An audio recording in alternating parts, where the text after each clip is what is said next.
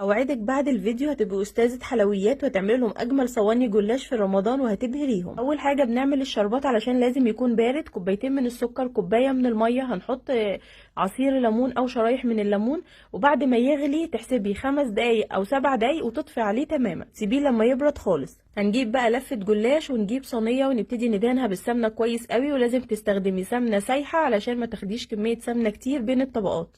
هنحط اول ورقة جلاش، وعشان حجمها كبير بعد ما امسح السمنة كده على ورقتين الجلاش هبتدي اتنيها من الجنب ده، وفي كل مرة هحط ورقة الجلاش هلف الصينية علشان تكون كل الجوانب ارتفاع واحد وسمك واحد.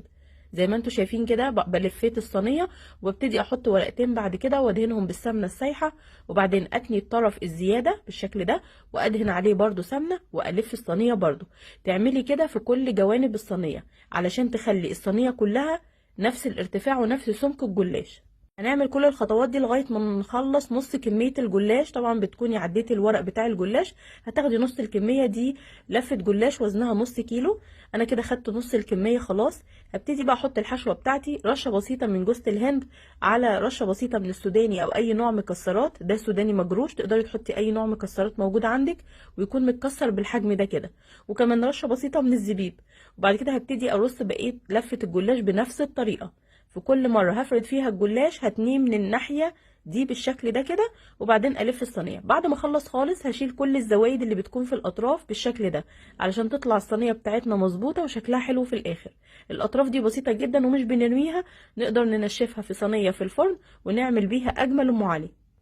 بعد كده بعد ما بنقطعها ونسويها نبتدي نقطعها لمربعات صغيرة جدا.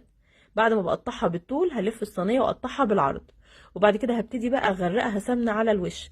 السمنة لازم تكون سايحة زي ما قلتلك علشان تقدري توزعيها بسهولة وتدخل في كل الجوانب.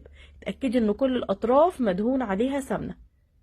بصوا انا بمسك بالسكينة علشان المكعبات بتاعة الجلاش ما تتحركش معايا لغاية ما اتأكد ان السمنة وصلت لكل الجلاش من الاطراف.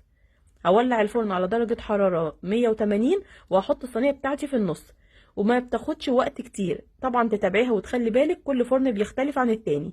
اول ما بتخرج بيكون الشربات بتاعي برد، وزي ما انتم شايفين قوامه تقيل وجميل ازاي. بصب الشربات على الجلاش وبسيبه لما يتشرب تماما، وبعدين بقدمه بألف هنا. طعمه مقرمش جدا وطعمه تحفة.